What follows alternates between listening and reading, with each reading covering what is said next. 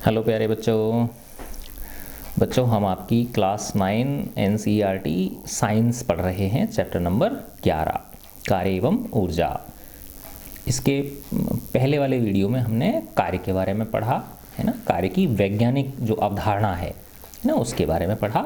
W equal to F into S, work equal to force into displacement.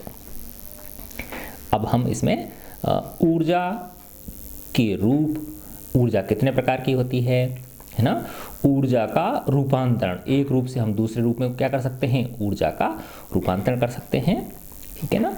और शक्ति के बारे में पढ़ेंगे, ठीक है। तो ऊर्जा, जैसे आपने देखा होगा कोई बच्चा है ना, वो बहुत तेज़ दौड़ सकता है तो कहते हैं अरे यार इसके अंदर बहुत ऊर्जा है ना। ऐसे ही कोई टीचर बहुत अच्छा पढ़ाते हैं है ना, लगातार कई घंटे तक बोलते हैं है ना, तो कहते हैं इन सर के अंदर क्या है, बहुत ऊर्जा है, ठीक है।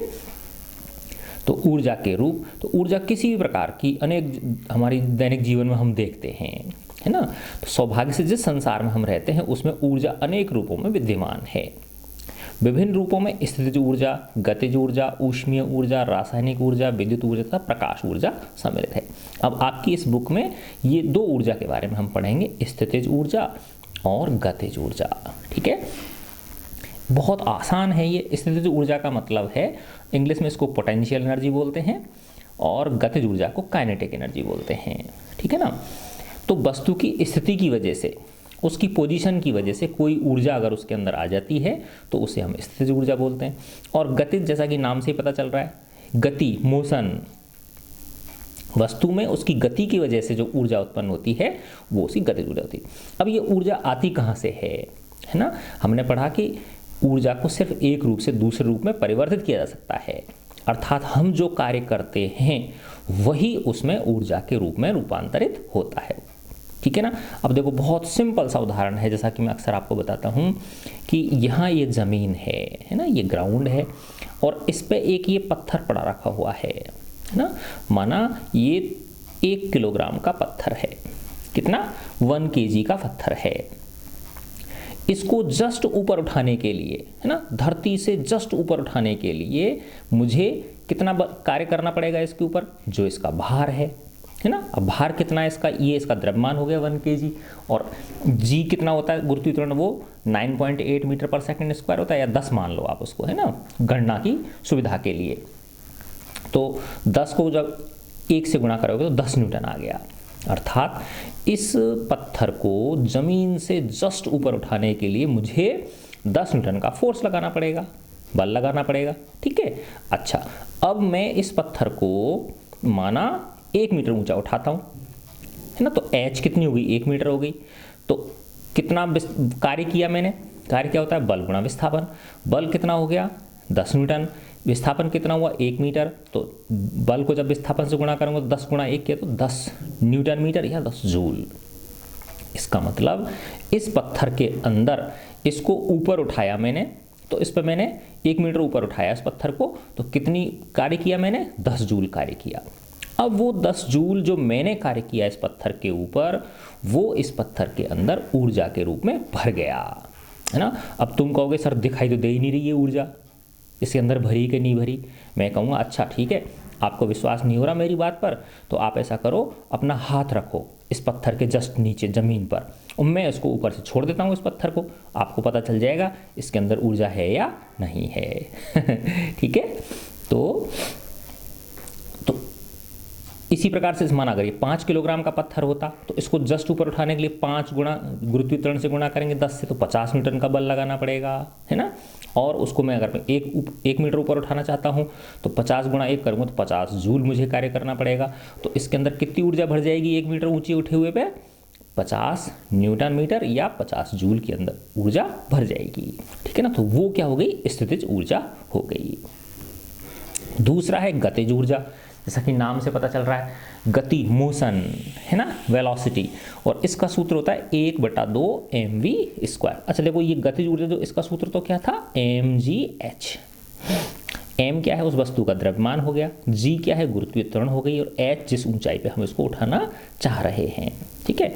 और गतिज ऊर्जा का सूत्र होता है 1/2 mv²।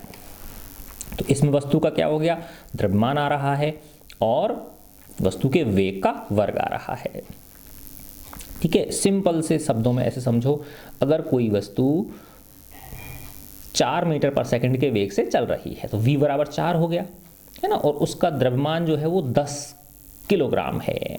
ठीक है ना, 10 किलोग्राम है, तो उसकी गतिज ऊर्जा कितनी हो गई, 1/2 गुणा 10 गुणा 4 का वर्ग। तो 4 का वर्ग तो हो गया 16, और इसको 10 को 2 से काटोगे तो 5, तो 16 पंजे 80, तो वही क्या हो गई, 80 जूल, है ना।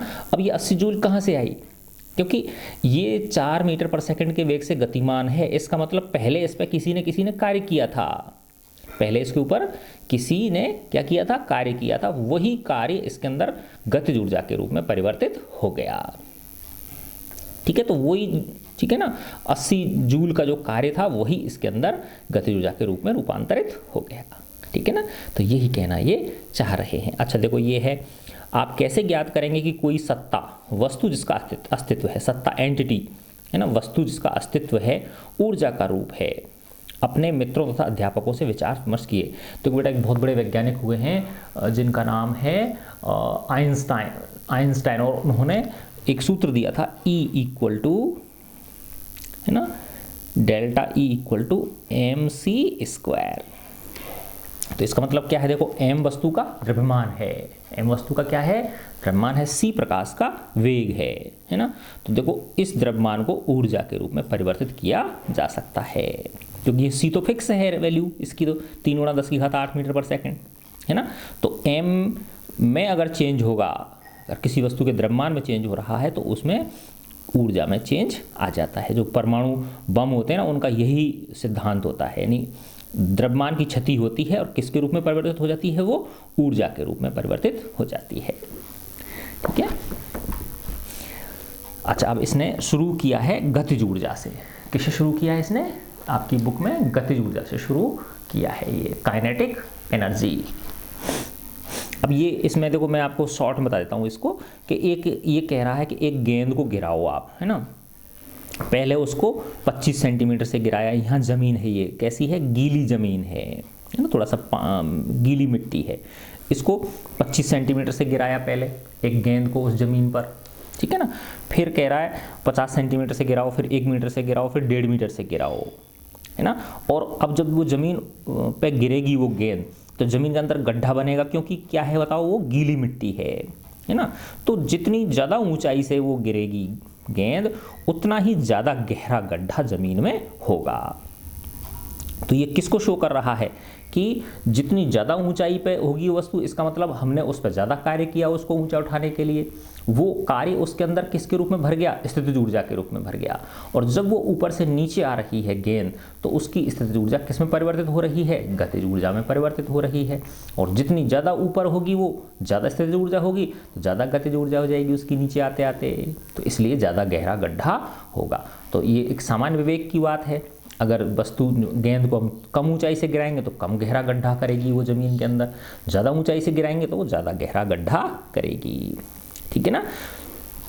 फिर इसने एक सेकंड दूसरा ये दिखाया गया है, एक दूसरा एक्टिविटी ये वाली दर्शाई है ना।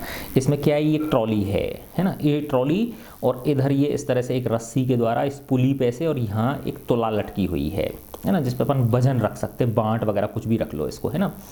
तो और यहाँ एक गुटका है ये। तो जैसे ही हमने इस तोला के अंदर, है ना, क्योंकि एक ही रस्सी है, ये सिंगल रस्सी है और ये पुली लगी हुई है, जैसे ही इसमें हम बांट रखेंगे या वजन रखेंगे कुछ भी, है ना, तो ये नीचे की ओर खिसकेगा, तो ये जो ट्रॉली है ये इसमें टक्कर मारेगी। किसके अंदर टक्कर मारेगी, ये इस गुटके में टक्कर मारेगी। तो जितना ज़्यादा ये वजन होगा, ठीक है ना, उतने ही ज़्यादा वेग से ये क्या होगी, ये ट्रॉली इसको हिट करेगी, है ना। तो इसकी जो एनर्जी है, ये जो वेग है इसका ट्रॉली का, वो किस पे डिपेंड करेगा, इस जो अपन तुला है इसके अंदर जो बांट रख रहे हैं, ठीक है ना। तो इसकी ऊर्जा जो है वो इसकी स्थिति ऊर्जा इसकी गतिज ऊर्जा के रूप में बदल जाएगी। और ये किस पे डिपेंड करेगी, जितना ज़्यादा वजन रखोगे उतनी ही ज़्यादा इसकी वेलोसिटी होगी, ठीक है ना। तो इस पर कौन कार्य कर रहा है बताओ, इस पर गुरुत्वाकर्षण बल कार्य कर रहा है ना, क्योंकि जितना ज़्यादा पत्थर होगा उसका mg उतना ही नीचे की ओर ज़्यादा होगा, ठीक है ना। तो ये ज़्यादा कार्य करेंगे, जो बल है पृथ्वी का ये इस पर ज़्यादा कार्य करेगा, तो ये उतनी ही इसके अंदर क्या दे देगा, वेग दे देगा इस ट्रॉली के अंदर, ठीक है ना। तो यही इसने समझाने की कोशिश इसमें की गई है। तो किस अवस्था में विस्थापन अधिक है, जब सब जितना ज़्यादा बांट होगा उसके अंदर, है ना, उतनी अवस्था में ज़्यादा कार्य उस पर होगा। किस अवस्था में विस्थापन अधिक है, किस अवस्था में किया गया कार्य अधिक है। तो जब ज़्यादा बड़ा अपन ने द्रव्यमान रखा उसके अंदर पर डे के अंदर, तो पर डे के अंदर रखे द्रव्यमान को बढ़ाकर इस प्रयोग को दोहराइए, ठीक है ना, यही कहना चाह रहा है। तो इस प्रकार से गतिशील ट्रॉली कार्य करती है। और इसमें कौन सी ऊर्जा विद्यमान है, जो गतिशील ट्रॉली है इसके अंदर गतिज ऊर्जा है। कौन सी ऊर्जा है इसके अंदर, गतिज ऊर्जा है। एक चलती हुई वस्तु कार्य कर सकती है। एक तेज चलती हुई वस्तु अपने सदृश अपेक्षाकृत धीमी चलती हुई वस्तु से अधिक कार्य कर सकती है। ज़्यादा तेज चल रही तो ज़्यादा कार्य कर सकती है, कम तेज चल रही तो कम कार्य करेगी। एक गतिशील गोली, बहती हुई हवा, घूमता हुआ पहिया, एक गतिशील पत्थर, ये सभी कार्य कर सकते हैं। गोली लक्ष्य को कैसे भेद पाती है, बहती हुई हवा पवन चक्की की पंखुड़ियों को कैसे घुमा पाती है। गतिशील वस्तुओं में क्या होती है, ऊर्जा होती है, इसलिए ये इन सारे कामों को ये कर सकते हैं। गिरता हुआ नारियल, गतिशील कार, लगता हुआ पत्थर, उड़ता हुआ हवाई जहाज, बहता हुआ, ये अनेक सारे इसने क्या दे दिए हैं, इनके उदाहरण दिए हैं। बहती हुई हवा, दौड़ता हुआ खिलाड़ी आदि सब में क्या है, गतिज ऊर्जा है। शॉर्ट में हम कह सकते हैं कि वस्तु में उसकी गति के कारण निहित ऊर्जा को गतिज ऊर्जा कहते हैं। किसी वस्तु की गतिज ऊर्जा उसकी चाल के साथ बढ़ती है ना। ये आया था ना 1/2 mv², 1/2 mv²। v जितना ज़्यादा होगा उतनी ही इस गतिज ऊर्जा का मान E बोल देते हैं इसको, काइनेटिक एनर्जी, उतना ही इसका मान क्या होगा, ज़्यादा होगा, ठीक है। अच्छा, अब देखो इसको निकालने का तरीका क्या है, कैसे निकालते हैं इस गतिज ऊर्जा को, इसका जो फॉर्मूला आया वो कैसे आया, देखो बेटा, है ना। आइए अब किसी वस्तु की गतिज ऊर्जा को एक समीकरण के रूप में व्यक्त करते हैं, है ना। अब ये कह रहा है, माना m द्रव्यमान का कोई वस्तु है, क्या है, m द्रव्यमान की कोई वस्तु है, और पहले उसका प्रारंभिक वेग u है। क्या है उसका प्रारंभिक वेग, u है, ठीक है ना। अब इसके ऊपर कोई फोर्स लगाया, क्या लगाया, इसके ऊपर एक बल लगाया, और उस बल लगाने की वजह से इसका जो वेग है वो u से बढ़कर v हो गया। क्या हो गया, v हो गया, और वेग बढ़ा तो उसका त्वरण पैदा हुआ उसके अंदर, और माना वो त्वरण a है। क्या है वो त्वरण, a है, ठीक है ना। और इस दौरान उसने कितनी दूरी तय करी, s दूरी तय करी। कितनी दूरी तय करी इसने, s दूरी तय करी। अच्छा, अब हमें देखो, आपको गति के 3 नियम पता है ना, 3 समीकरण। पहला होता है v = u + at, दूसरा होता है s = ut + ½ at², और तीसरा होता है v² - u² या v² = u² + 2as। और इसी को u² को इधर ले आते तो क्या बन जाता है, ये v² - u² = 2as, ठीक है। अच्छा, अब इससे देखो s क्या मिल गया, v² - u² / 2a हो जाएगा ना। जब इसका भाग देंगे तो कहाँ जाएगा, ये 2a इसके नीचे आ गया, तो इससे मुझे s मिल गया v² - u² / 2a, ये मिल गया, ठीक है ना। देखो यहाँ इसने नीचे दिखा रखा है, s = क्या हो गया, v² - u² / 2a, ठीक है। अब हमें पता है कि F = क्या होता है, ma, है ना, बल बराबर क्या होता है, द्रव्यमान गुणा त्वरण, है ना। इस प्रकार ये समीकरण 11.2 है, और इसके पहले वाला समीकरण जो है ना, इसको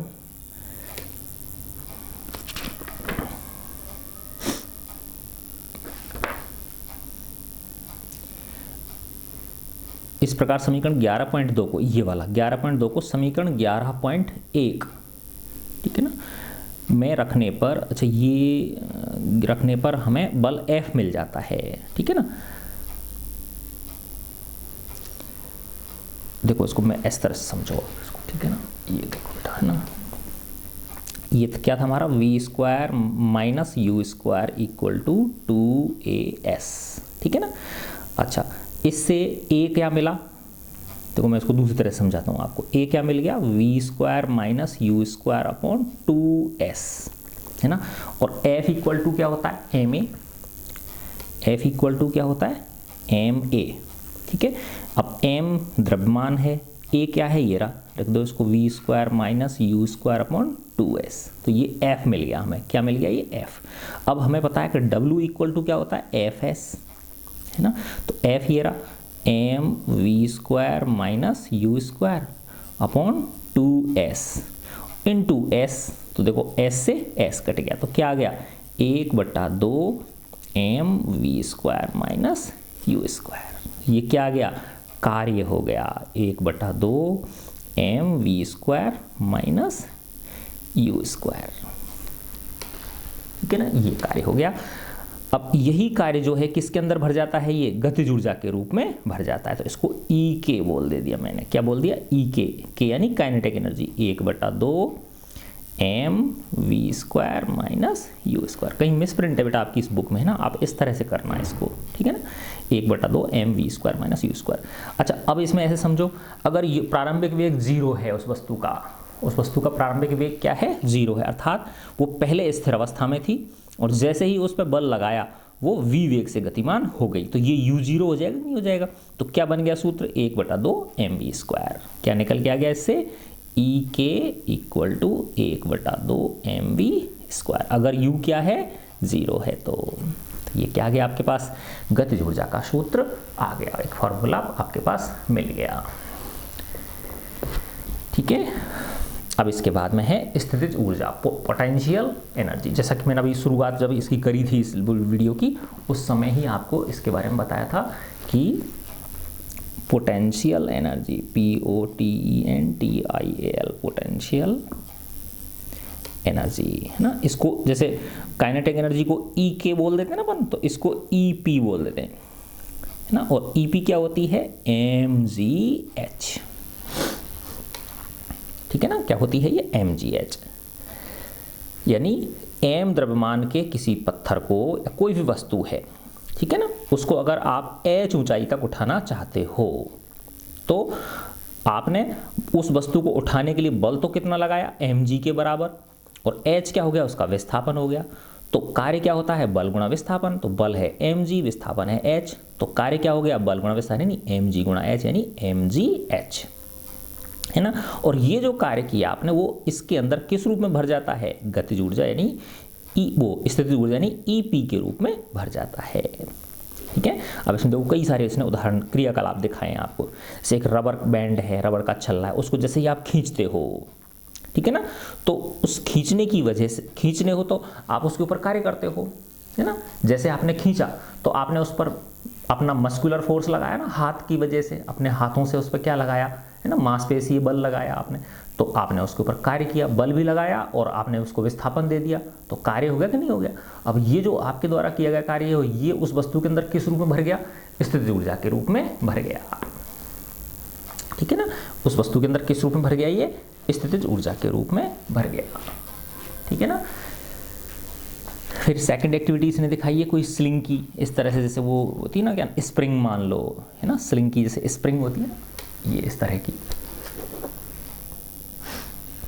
ये सेकंड एक्टिविटी दिखाई है इसने, स्लिंग की लीजिए, एक मित्र को एक तरफ पकड़ा दो, दूसरी तरफ से आप खींचो, तो आप दोनों जने इस पे बल लगा रहे हो, है ना, और इसमें क्या हो रहा है, विस्थापन हो रहा है, तो आप इसके ऊपर कार्य कर रहे हो, तो जैसे ही आप इसको छोड़ोगे तो ये वापस आ जाएगी कि नहीं आ जाएगी, अपनी ओरिजिनल स्थिति में आ जाएगी, ठीक है ना। तो क्यों आ गई ओरिजिनल स्थिति में, क्यों आ रही है, क्योंकि आपने इसके ऊपर कार्य किया और वो कार्य इसके अंदर किस रूप में भर गया, स्थितिज ऊर्जा के रूप में भर गया, तो जैसे ही मौका मिलेगा तो ये वापस अपनी उसी ओरिजिनल स्टेट पे आने की कोशिश करेगी, ठीक है ना। तो जब हम किसी स्लिंगी को संपीड़ित करते हैं, संपीड़ित करो या उसको खींचो, उसकी जो हमारे द्वारा किया गया कार्य है वो उसके अंदर किस रूप में भर जाता है, स्थितिज ऊर्जा के रूप में भर जाता है ना। ऐसे इसने फिर अगला उदाहरण दिया खिलौना कार को, जैसे खिलौना कार उस पर चाबी भरते हैं ना उसके अंदर, तो चाबी भरते हैं उसके अंदर भी क्या होती है, स्प्रिंग होती है वो, तो जब हम चाबी भरते हैं तो स्प्रिंग जो है वो संपीड़ित होती है या खींचती है, कैसे भी समझ लो आप उसको, है ना।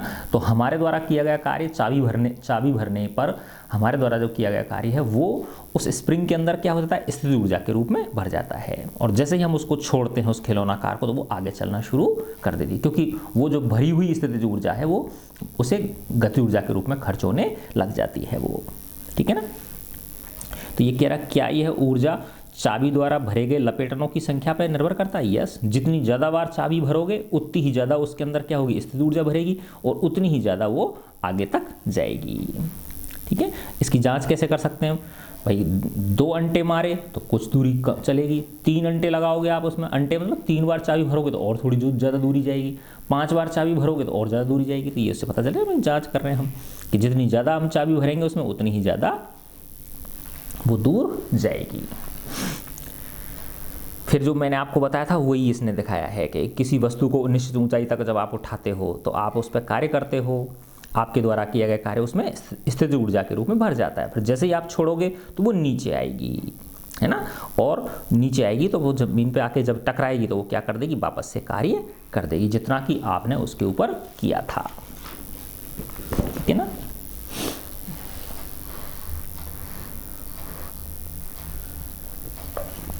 उपरोक्त परिस्थितियों में वस्तु पर किए गए कार्य के कारण उसमें ऊर्जा संचित होती है। तो देखो ऊर्जा आती कहाँ से है, ये है ना, कहीं कोई बाहर से नहीं आती है, कोई ब्रह्मांड से आ रही हो, जो भी हम उसके ऊपर कार्य कर रहे हैं वही कार्य उसमें ऊर्जा के रूप में संचित हो जाता है। किसी वस्तु को स्थानांतरित की गई, ट्रांसफर की गई ऊर्जा इसमें स्थितिज ऊर्जा के रूप में संचित रहती है यदि यह वस्तु की चाल या वेग में परिवर्तन करने के लिए उपयोग में नहीं आती। अगर वस्तु की चाल या वेग उसका नहीं बढ़ रहा तो उसकी स्थिति की वजह से, ठीक है ना, क्या भर जाती है, उसमें स्थितिज ऊर्जा भर जाती है।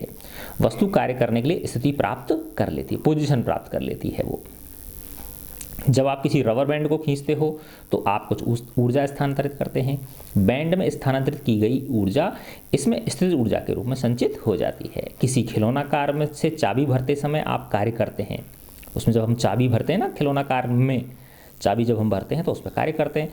इसके अंदर कमानी में स्प्रिंग होती है, उसके अंदर स्थानांतरित की गई स्थितिज ऊर्जा के रूप में संचित हो जाती है। तो जो हम चाबी भरते हैं वो उस खिलौना कार के अंदर क्या होती है, एक स्प्रिंग होती है, उसके अंदर स्थितिज ऊर्जा में भर जाती है वो। किसी वस्तु द्वारा इसकी स्थिति, देखो गति ऊर्जा में तो क्या था, किसी वस्तु द्वारा प्राप्त की गई वेग के कारण जो ऊर्जा होती है वो गतिज ऊर्जा होती है। और इसमें किसी वस्तु द्वारा इसकी स्थिति अथवा विन्यास, विन्यास का मतलब होता है उसकी ओरिएंटेशन, आकार बदल गया किसी का, ठीक है ना, स्थितिज ऊर्जा कहते हैं। तो किसी वस्तु द्वारा इसकी स्थिति अथवा विन्यास में परिवर्तन के कारण, है ना, विन्यास का मतलब उसकी बनावट बिगड़ गई, है ना, उसका आकार बिगड़ गया, आकार चेंज हो गया, ठीक है ना। जैसे अगर आप पत्थर को ऊपर उठा रहे हो तो उसकी स्थिति में परिवर्तन आया, है ना। और अगर माना जैसे आपने किसी कोई वो था, क्या समझो आप, यस ये स्प्रिंग ले लो आप, है ना, तो स्प्रिंग पे अगर आपने कार्य किया तो स्प्रिंग का क्या होगा, विन्यास चेंज हो रहा है उसका। पहले वो सिकड़ी हुई थी, अब जैसे उसने आपने खींचा तो वो क्या हो गई, खिंच गई, तो विन्यास में परिवर्तन आ गया कि नहीं आ गया उसकी में। स्थिति तो वही है, वो जिस जगह पे थी पहले वहीं पे है, लेकिन उसकी विन्यास चेंज हो गया उसका, ठीक है ना।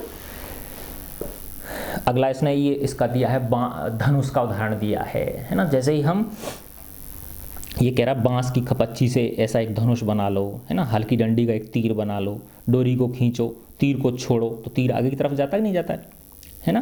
तो जब हम इसको खींचते हैं, इस डोरी को पीछे की तरफ खींचते हैं, तो हम इस पर कार्य करते ही नहीं करते हैं, इस डोरी के ऊपर कार्य करते हैं। और वो कार्य इसके अंदर किस रूप में भर जाता है, स्थितिज ऊर्जा के रूप में। इस डोरी के अंदर वो स्थितिज ऊर्जा के रूप में भर जाता है। और जैसे ही हम इसको छोड़ते हैं तो इसके अंदर भरी हुई स्थितिज ऊर्जा इस तीर के अंदर किस रूप में परिवर्तित हो जाती है, तीर की गतिज ऊर्जा के रूप में परिवर्तित हो जाती है। तो इसका भी यही प्रिंसिपल है, सिद्धांत है।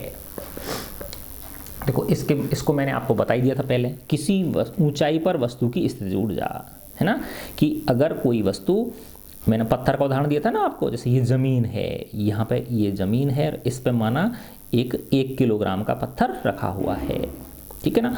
अब 1 किलोग्राम का पत्थर का भार कितना हो गया, जिस बल से पृथ्वी इसको अपनी ओर खींच रही है, और वो बल का मान क्या होता है, mg। m क्या है, उसका द्रव्यमान, और g क्या है, गुरुत्वीय त्वरण। तो g का मान 9.8 मीटर पर सेकंड स्क्वायर होता है। आप मोटा मोटा 10 मान लो इसको गणना की सुविधा के लिए। तो 1 किलोग्राम द्रव्यमान के पत्थर का भार कितना हो गया 1 इंटू जी, 1 इंटू 10 के तो 10 न्यूटन हो गया। यानी जो वस्तु का भार है वो उस बल के बराबर होता है जिस बल से पृथ्वी उसे क्या कर रही है, अपनी ओर आकर्षित कर रही है। तो बार बार बेटा इसको समझोगे तब आपके ये क्लियर हो जाएगा, ठीक है ना। इसीलिए मैं इसको बार बार रिपीट कर रहा हूँ आपके लिए, ठीक है ना। तो इस 1 किलोग्राम के पत्थर को जस्ट ऊपर उठाने के लिए कितना बल चाहिए मुझे, 10 न्यूटन बल चाहिए। अब मैं इसको माना 1 मीटर ऊंचा उठाना चाहता हूँ, तो कितना कार्य किया मैंने, बल गुणा विस्थापन। बल कितना है 10 न्यूटन, विस्थापन कितना दिया 1 मीटर, तो 10 गुणा 1 कितना हो गया 10 जूल। तो मैंने 10 जूल कार्य किया, तो वही मेरा दर। और अगर मैं इसको 2 मीटर उठाता तो बल तो लगाना पड़ रहा है मुझे 10 न्यूटन, और ऊंचाई कितनी दे रहा हूँ मैं इसको, या विस्थापन कितना दे रहा हूँ 2 मीटर, तो 10 गुणा 2 करूँगा तो कितना हो गया 20 जूल हो गया, ठीक है ना। तो अगर m द्रव्यमान की वस्तु है और मैं उसे h ऊंचाई पर उठा रहा हूँ तो बल तो कितना हो गया mg, और विस्थापन कितना दे रहा हूँ h, तो बल गुणा विस्थापन कितना हो गया mg गुणा h बराबर क्या आ गया mgh, ठीक है ना। तो किसी ऊंचाई पर वस्तु की स्थितिज ऊर्जा, वस्तु को किसी ऊंचाई तक उठाने में उसकी ऊर्जा में वृद्धि होती है। इसका कारण है कि उसको ऊपर उठाने में इस पर गुरुत्व बल के विरुद्ध कार्य किया जाता है ना। इस प्रकार की वस्तु में विद्यमान ऊर्जा उसकी गुरुत्वीय स्थितिज ऊर्जा होती है। तो नॉर्मली हम शॉर्ट में स्थितिज ऊर्जा बोल देते हैं, लेकिन वास्तव में वो कौन सी है, गुरुत्वीय स्थितिज ऊर्जा है। वो भूमि से ऊपर किसी बिंदु पर वस्तु की गुरुत्वीय स्थितिज ऊर्जा को वस्तु को भूमि से उस बिंदु तक उठाने में गुरुत्वीय बल के विरुद्ध किए गए कार्य के द्वारा परिभाषित करते हैं, है ना।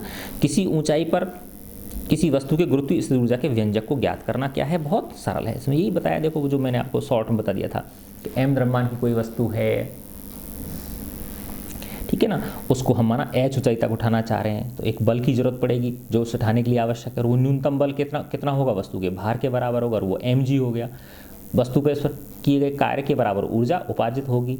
मान लीजिए वस्तु पर गुरुत्वीय बल के विरुद्ध किया गया कार्य W है, तो W बराबर क्या हो गया, बल गुणा विस्थापन, mg गुणा h बराबर आ गया mgh। और इसको EP के नाम से बोलते हैं, पोटेंशियल एनर्जी। क्या नाम देते हैं हम इसको, EP यानी पोटेंशियल एनर्जी। तो कोई वस्तु पर किया गया कार्य mgh के बराबर है, इसीलिए वस्तु को mgh इकाई के बराबर ऊर्जा उपार्जित होगी, है ना। वस्तु को क्या ऊर्जा मिल जाएगी, mgh के बराबर, और यह वस्तु की स्थितिज ऊर्जा है जिसको EP बराबर mgh हम बोलते हैं। अच्छा, इसमें एक चीज़ देखो, दूसरी बहुत एक इंपॉर्टेंट बात बताई गई है कि ये जो भरी हुई स्थितिज ऊर्जा है ये पथ पर निर्भर नहीं करती, है ना। जैसे ऐसे समझो आप कि ये है, ये पिंड है m द्रव्यमान का, और माना इसको मैं h ऊंचाई तक उठा के ले जा रहा हूँ, है ना, यहाँ पहुँचा दिया इसको, तो ये सीधी ऊंचाई कितनी है h है, तो ये पथ 1 है। और फिर दूसरी तरह से ऐसे ले जा रहा हूँ मैं इसको, है ना, ऐसे ले गया, फिर ऐसे ले गया, फिर ऐसे ले गया, फिर ऐसे ले गया, फिर ऐसे ले गया। लेकिन अब देखो वैसे इसको टोटल करोगे तो ये दूरी ज़्यादा आएगी ऐसे, है ना, और ये दूरी क्या आएगी, कम आएगी। लेकिन सीधी दूरी चाहे इस किलो दोनों की क्या है, बराबर है। तो वो जो वस्तु की स्थितिज ऊर्जा है वो पथ पर निर्भर नहीं करती, चाहे ऐसे घूम फिरा के कैसे भी ले जाओ आप, वो सीधी दूरी यानी h जो है वो क्या है, सीधी दूरी है ये, ठीक है ना। तो यहाँ ध्यान देने योग्य बात यह है कि गुरुत्वीय बल द्वारा किया गया कार्य वस्तु की प्रारंभिक तथा अंतिम स्थितियों की ऊर्ध्वाधर ऊंचाइयों के अंतर पर निर्भर है। जो उसकी वर्टिकल डिस्टेंसेस हैं सिर्फ उन्हीं की जो डायरेक्ट जो अंतर है उसी पर निर्भर है, ना कि उस रास्ते पर जिस पर वस्तु ने गति की है। तो उस रास्ते पर डिपेंड नहीं करता वो, तो जो उसकी प्रारंभिक और अंतिम जो स्थितियां हैं उनकी जो वर्टिकल हाइट्स हैं सिर्फ उनके अंतर पर वो निर्भर है। तो इसमें दो स्थिति दिखाई गई, ए और बी, दो विभिन्न पथों से पहुंचाया गया है। मान लीजिए ऊंचाई ये क्या है, h है ना, दोनों ही स्थितियों में वस्तु पर किया गया कार्य कितना होगा, mgh होगा। यानी ऐसे नहीं भाई इसका ये ऐसे घूम फिर के गई है तो इसने ज़्यादा दूरी तय करी है, इस पर डिपेंड ये नहीं करता, ठीक है। अच्छा, अब अगला है इसका, क्या ऊर्जा के विभिन्न रूप परस्पर परिवर्तनीय हैं। यस, ऊर्जा को क्या किया जा सकता है, एक रूप से दूसरे रूप में परिवर्तित किया जा सकता है, ठीक है। जैसे मैं बोल रहा हूं अभी, तो मैंने भोजन खाया था ना, कल रात को खाया था, अब सुबह मैं वीडियो बना रहा हूं आपके लिए, ठीक है ना। तो मेरी जो रासायनिक ऊर्जा थी, है ना, और अब मैं बोल रहा हूं तो ध्वनि ऊर्जा में परिवर्तित हो रही है, ठीक है ना। ऐसे ही अभी लैंप जल रहा है तो ये विद्युत ऊर्जा को किस में परिवर्तित कर रहा है, प्रकाश ऊर्जा में परिवर्तित कर रहा है, ठीक है ना। तो हमारी इस दैनिक जीवन में हम बहुत सारे ऊर्जा परिवर्तनों को देखते हैं। तो क्या हम ऊर्जा का एक रूप से दूसरे रूप में रूपांतरण कर सकते हैं? यस, प्रकृति में हमें ऊर्जा रूपांतरण के अनेक उदाहरण देखने को मिलते हैं। अब ये एक्टिविटी करने के लिए कह रहा है भाई आपस में ग्रुप में बांटो आप अपने आप को, और बच्चे आपस में क्या करो, डिस्कस करो इन चीज़ों को, ठीक है। अच्छा, अब देखो ये ऊर्जा संरक्षण का नियम, देखो इसको बहुत आसान से उस तरीके से मैं आपको समझाता हूँ ऊर्जा संरक्षण के नियम को। अभी उसी पत्थर का उदाहरण लूँगा मैं आपको, ठीक है। देखो बेटा, ये माना यह जमीन है, ये ग्राउंड है, ठीक है ना, ये यस है ना, ऐसे समझो ये ला। अब यहाँ पे 1 किलोग्राम द्रव्यमान का ये पत्थर था, ठीक है। अब मैंने इसको 5 मीटर ऊंचा उठा के ले गया, मैं यहाँ ले गया है ना। अब इसकी यहाँ से लेके यहाँ तक ऊंचाई कितनी है, ये 5 मीटर है, ठीक है। अब देखो m कितना है इसका, m है 1 kg। आराम से समझो आप इस चीज़ को, m कितना है, 1 किलोग्राम द्रव्यमान का एक पत्थर है, और इसको मैं h बराबर 5 मीटर ऊंचाई पे उठा के यहाँ ले गया, इस जगह पे ले आया। तो देखो मैंने कितना कार्य किया, mgh किया कि नहीं यार, तो m गुणा g गुणा h, तो m 1 है, g 10 ले लेता हूँ मैं, और h कितनी है 5, तो 1 गुणा 10 गुणा 5, तो कितनी होगी 50 जूल मैंने इसके ऊपर कार्य कर दिया। अब ये ऊपर ले जाके स्थिर हो गई ना, पकड़ लिया मैंने इसको, है ना। तो अब ये मेरे द्वारा जो किया गया कार्य था वो इसके अंदर किस रूप में भर गया, स्थितिज ऊर्जा के रूप में भर गया, और वो स्थितिज ऊर्जा का मान कितना है, 50 जूल है ना। अब जैसे ही मैं इसको छोड़ूंगा ऊपर से, है ना, ऊपर से जैसे ही मैंने छोड़ा, तो अब देखो क्या होगा बेटा कि शुरुआत में तो क्या था, 0 वेग था इसका, लेकिन जैसे जैसे ये नीचे आता जाएगा इसका वेग बढ़ता जाएगा। आपने देखा होगा ना कि एक पत्थर को आप 3 मंजिल से गिराओ, है ना, 100 ग्राम का ही पत्थर ले लो आप, है ना, अगर आप 1 मंजिल से गिराओगे तो हो सकता है आप उसको पकड़ लो, और अगर माना वही पत्थर 10 मंजिल से ऊपर से आ रहा है, 100 ग्राम का पत्थर, तो शायद आप उसको नहीं पकड़ पाओ, आपके हाथों में चोट लग जाएगी, क्योंकि उसका वेग क्या होता है, बहुत ज़्यादा हो जाता है, ठीक है ना। तो जैसे ये नीचे गिरना शुरू करती है तो इसकी देखो h कम हो जाएगी, s तो कम होती जाएगी इसकी, और वेग क्या होता जाएगा, बढ़ता जाएगा, है ना। तो इसकी जो स्थितिज ऊर्जा थी अब वो किस में परिवर्तित होने लग जाएगी, गतिज ऊर्जा में परिवर्तित होने लग जाएगी। और जैसे ही ये यहाँ जमीन पे आके टकराएगी तो इसकी सारी की सारी जो गतिज ऊर्जा, वो स्थितिज ऊर्जा थी 50 जूल, वो यहाँ इस जगह पे आते आते जस्ट टकराने से पहले वो 50 के 50 जूल किस में चेंज हो गई, गतिज ऊर्जा में चेंज हो गई, क्योंकि h जस्ट 0 होने वाली है, तो mgh तो 0 हो गई, ठीक है ना। सारी की सारी किस में भर जाएगी, 1/2 mv² के रूप में भर जाएगी, और फिर वो इस जमीन पर टकराएगा तो अनेक प्रकार के उसे कार्य करने पड़ेंगे। टकराने पर क्या माना, इस जमीन के अंदर गड्ढा होगा, है ना, थोड़ा सा हीट भी पैदा होगी, है ना, और ध्वनि पैदा होगी, तो वो सारी की सारी जो ऊर्जा है वो अन्य प्रकार की ऊर्जाओं में परिवर्तित हो जाएगी, ठीक है ना। अब इसकी बीच की स्थिति की कल्पना करो आप, जब ये 2.5 मीटर पे है, कितनी ऊंचाई पे है ये, 2.5 मीटर पे है, तो देखो इसकी 25 जूल तो किसके रूप में होगी, स्थितिज ऊर्जा के रूप में होगी, और 25 जूल किसके अंदर होगी, गतिज ऊर्जा के रूप में होगी। समझे नहीं समझे बात, है ना। अब देखो 4 मीटर पे लो आप इसको, जब ये 4 मीटर पे है ना, तो 40 जूल तो क्या है, इसकी स्थितिज ऊर्जा है, 10 जूल क्या है, गतिज ऊर्जा है। जब ये 3 मीटर पे है तो 30 जूल तो क्या है, इसकी स्थितिज ऊर्जा है, 20 जूल क्या है, इसकी गतिज ऊर्जा है, लेकिन टोटल कितना है, वही सबका 50 है ना।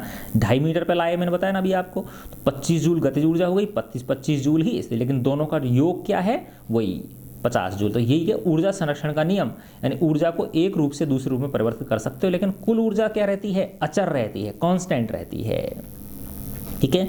जब 1 मीटर पे आ गया है ना, तो mgh तो कितनी हो गई, 10 जूल, और 40 जूल किसके रूप में हो जाएगी, अब गतिज ऊर्जा के रूप में हो जाएगी, ठीक है ना। तो यही ये कहना चाह रहा है कि ऊर्जा, देखो ये रहा बेटा, है ना, इस नियम के अनुसार ऊर्जा केवल एक रूप से दूसरे रूप में रूपांतरित हो सकती है, न तो इसकी उत्पत्ति की जा सकती है और न ही इसका विनाश किया जा सकता है। रूपांतरण से पहले व रूपांतरण के पश्चात कुल ऊर्जा सदैव अचर रहती है, है ना। ऊर्जा संरक्षण का नियम प्रत्येक स्थिति तथा सभी प्रकार के रूपांतरणों के लिए ये मान्य है। तो यही इसमें उदाहरण से समझाया जो मैंने आपको वैसे समझा दिया था, है ना। ये तो क्या है, इसकी स्थितिज ऊर्जा है, ये क्या है, इसकी गतिज ऊर्जा। इन दोनों का जो योग है वो क्या रहता है, अचर। तो स्थितिज ऊर्जा प्लस गतिज ऊर्जा बराबर क्या हो गई, कांस्टेंट हो गई। और स्थितिज ऊर्जा और गतिज ऊर्जा को दोनों को मिला के एक विशेष नाम देते हैं हम, जिसको होता है यांत्रिक ऊर्जा, मैकेनिकल एनर्जी। क्या बोलते हैं इसको, यांत्रिक ऊर्जा। तो किसी वस्तु की गतिज ऊर्जा तथा स्थितिज ऊर्जा का योग उसकी कुल यांत्रिक ऊर्जा है। तो हम देखते हैं कि किसी पिंड के मुक्त रूप से गिरते समय, फ्री फॉल जब होता है इसके पथ में किसी बिंदु पर स्थितिज ऊर्जा में जितनी कमी होती है, गतिज ऊर्जा में उतनी ही वृद्धि हो जाती है। यहाँ पिंड की गति पर वायु प्रतिरोध के प्रभाव की क्या की गई, उपेक्षा की, यानी इनको नहीं माना है कि भाई एयर का रेजिस्टेंस इसके ऊपर लग रहा है। ये मान के चला गया कि इसमें निर्वात में ये गिर रही है, अर्थात वायु नहीं है। इस प्रकार गुरुत्वीय स्थितिज ऊर्जा का गतिज ऊर्जा में निरंतर रूपांतरण हो रहा है। ठीक है ना। अच्छा, अब आ जाता है आपका इस लेसन का ये लास्ट कार्य करने की दर, है ना, रेट ऑफ डूइंग वर्क, जिसको हम पावर बोलते हैं, शक्ति बोलते हैं। ठीक है ना। इसको भी अपन एक साधारण से उसमें समझ लेते हैं। जैसे मैंने शुरुआत में भी उदाहरण दिया था आपको कि कोई बच्चा है ना, एक बाल्टी में पानी भर के, है ना, और वो ले जा रहा है। बच्चा मतलब छोटा बच्चा नहीं है जैसे आप 9th क्लास के बच्चे हो तो ऐसे ही 9th क्लास का बच्चा समझ लो उसको, है ना। एक बाल्टी को 3 मंजिल पे ले जाता है वो भर के, है ना, और वो उसे 3 मिनट में ले जाता है ऊपर तक। और एक दूसरा बच्चा है वो उसे 2 मिनट में ले जाता है। तो इसका मतलब 2 मिनट वाले ने जल्दी कार्य किया कि नहीं किया, वो कार्य की मात्रा दोनों में समान है, क्योंकि वो बाल्टी का वजन भी सेम है और ऊंचाई भी समान लेके गए हो आप, विस्थापन भी समान है। तो कार्य का मान तो समान है, लेकिन उसी कार्य को पहले वाले बच्चे ने 3 मिनट में पूरा किया, दूसरे वाले बच्चे ने उसने 2 मिनट में पूरा किया। ठीक है ना। तो दूसरा वाले बच्चे के द्वारा किए गए कार्य की दर क्या है, ज़्यादा है। ठीक है ना।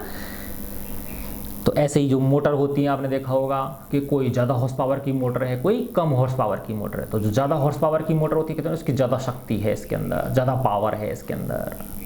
ठीक है ना। जैसे बाइक होती हैं, एक बाइक हल्की होती है और एक वैसे वो स्पीड बाइक होती हैं, रेस बाइक जो होती हैं, तो उनका इंजन पावरफुल होता है तो उसकी शक्ति ज़्यादा होती है, पावर ज़्यादा होती है उसकी इंजन की।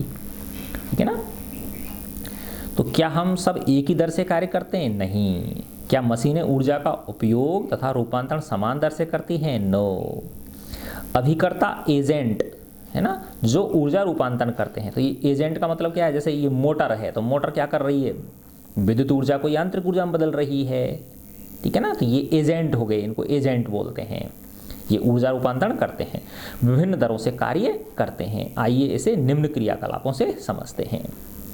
तो देखो वही मैंने जो बताया था आपको, 2 बच्चे मान लीजिए ए तथा बी के बारे में विचार कीजिए। मान लीजिए दोनों का द्रव्यमान समान है, दोनों रस्से पर अलग अलग चढ़ना प्रारंभ करते हैं। 2 रस्से हैं उन पर वो चढ़ रहे हैं ऊपर। ठीक है ना। मान लीजिए दोनों 8 मीटर की ऊंचाई तक पहुंचते हैं। मान लीजिए इस कार्य को करने में ए को 15 सेकंड लगते हैं और बी को 20 सेकंड लेता है। ए 15 सेकंड लेता है और बी 20 सेकंड लेता है। प्रत्येक बच्चे द्वारा किया गया कार्य कितना है, वही mgh के बराबर है। ठीक है ना। तो उनका माना m द्रव्यमान है और g वही गुरुत्वीय त्वरण है और h क्या है इसकी 8 मीटर है, तो उतना कार्य हो गया। मान लीजिए इस कार्य को करने में, हाँ ये तो आ गया, किया गया कार्य समान है, सेम है, क्योंकि उन दोनों के बच्चों का द्रव्यमान भी सेम है ना। ये कहा है ना इसने, माना दोनों का द्रव्यमान क्या है, समान है। तथापि a ने कार्य करने में b की अपेक्षा कम समय लिया है। तो किस बच्चे ने दिए हुए समय में माना 1 सेकंड में अधिक कार्य किया? तो देखो जब समान कार्य में 15 का भाग दोगे और समान कार्य में 20 सेकंड का भाग दोगे तो किसका मान ज़्यादा आएगा? जो 15 से भाग दोगे वो ज़्यादा आएगा, नहीं आएगा। ठीक है ना। तो पहले वाले का कार्य, ए का जो कार्य है वो क्या आएगा, ज़्यादा आएगा। ठीक है। तो यही बात इसमें समझाने की कोशिश की गई है। तो एक शक्तिशाली व्यक्ति किसी दिए हुए कार्य को अपेक्षाकृत कम समय में पूरा कर सकता है। अधिक शक्तिशाली वाहन कम शक्तिशाली वाहन की अपेक्षा हमें किसी यात्रा को कम समय में पूरा कर सकता है। हम मोटर बाइक तथा मोटर कार जैसी मशीनों की शक्ति के बारे में बात करते हैं। इन वाहनों के वर्गीकरण का आधार यह है कि ये कितनी तेजी से ऊर्जा परिवर्तन या कार्य करते हैं। शक्ति किए गए कार्य की गति को मापती है ना, उसकी स्पीड को नापती है, किस दर से वो कार्य हो रहा है, अर्थात कार्य कितनी शीघ्रता या देर से किया गया है। तो ये इसकी परिभाषा हो गई। कार्य करने की दर या ऊर्जा रूपांतरण की दर को शक्ति कहते हैं। यदि कोई अभिकर्ता एजेंट बताया ना, मतलब इससे कंफ्यूज नहीं होना। एजेंट का मतलब कोई भी मशीन है ना, कोई भी चीज़ है जो एक रूप से दूसरे रूप में ऊर्जा का क्या कर रही है, परिवर्तन कर रही है, तो वही एजेंट हो गया। तो कोई अभिकर्ता एजेंट टी समय में W कार्य करता है, तो शक्ति क्या हो गया, कार्य बटे समय, यानी W बटे टी। P बराबर क्या निकल गया, W बटे टी। इसका अब देखो W क्या होता है, जूल होता है, T क्या होता है, सेकंड। जूल प्रति सेकंड बोल दो या वॉट भी इसको बोल देते हैं, W। तो शक्ति का मात्रक वाट है, इसका प्रतीक W है। यह मात्रक जेम्स वॉट के सम्मान में रखा गया। 1 वॉट उस अभिकर्ता की शक्ति है जो 1 सेकंड में 1 जूल का कार्य करता है ना। तो इसे हम जूल प्रति सेकंड या 1 वॉट कहते हैं। तो 1 वॉट बराबर 1 जूल प्रति सेकंड, ये हो गया। ठीक है, हम ऊर्जा हस्तांतरण की उच्च दरों को किलोवाट में व्यक्त करते हैं। जो ऊंची दर होती हैं, ज़्यादा है, तो उसको किलोवाट में। 1 किलोवाट बराबर कितना होता है, 1000 वाट या 1000 जूल प्रति सेकंड। ठीक है, अब हम लगातार एक ही दर से तो कार्य नहीं करते, कभी किसी समय पर ज़्यादा कार्य करते हैं, किसी पे कम कार्य करते हैं। तो ऐसी स्थिति में एवरेज पावर ली जाती है। क्या ली जाती है, औसत शक्ति को लिया जाता है। ठीक है, अच्छा, अब इसके बाद में ये है ऊर्जा का व्यावसायिक मात्रक, है ना। आपने बच्चों देखा होगा घरों के अंदर जो हमारे बिजली के मीटर लगे रहते हैं, है ना, बिजली का मीटर होता है ना, जिसमें रीडिंग आती है, उसके बिल के, उसके फिर पैसे भरने पड़ते हैं हमको, है ना। तो उसके अंदर तुमने सुना होगा भाई इतने यूनिट का बिल आया है, तो एक शब्द होता है इसमें यूनिट।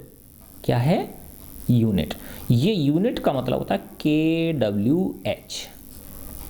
K यानी किलो, W यानी वाट, H यानी आवर, किलोवाट आवर, है ना। तो ये ऊर्जा का क्या है, व्यावसायिक मात्रक है ये, है ना। ऊर्जा का क्या है, ये व्यावसायिक मात्रक है। देखो मैं इसको आपको बहुत आसान शब्दों में समझाता हूँ कि ऊर्जा है ये, तो क्या होगी बताओ, जूल होगी कि नहीं होगी। ये ऊर्जा है तो किस में नापोगे आप इसको, जूल को।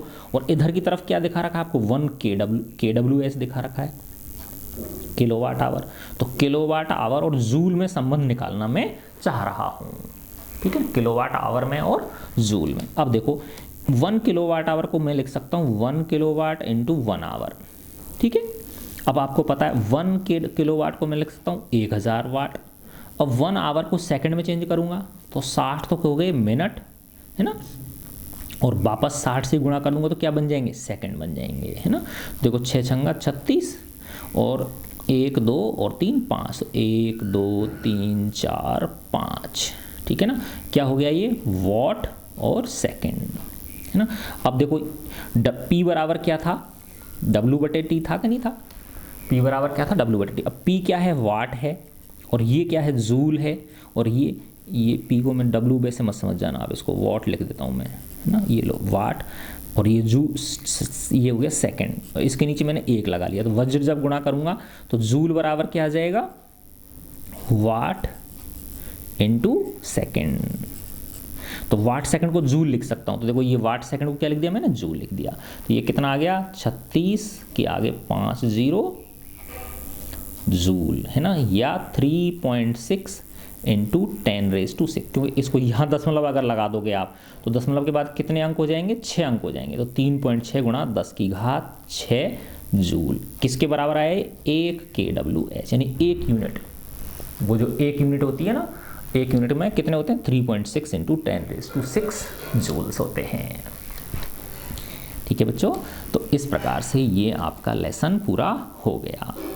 अब अगले 2 वीडियोस में हम इसके आपके क्वेश्चन आंसर करेंगे। देखो ये अभ्यास है ना, 1 2 और फिर इसमें ये 3 4 5 6 7 15 और ये फिर इसके बाद 21, है ना। तो इसको हम 2 वीडियोस में आपके कंप्लीट करेंगे। ठीक है बच्चों, खूब मन लगा के पढ़ो बेटा। God bless you all.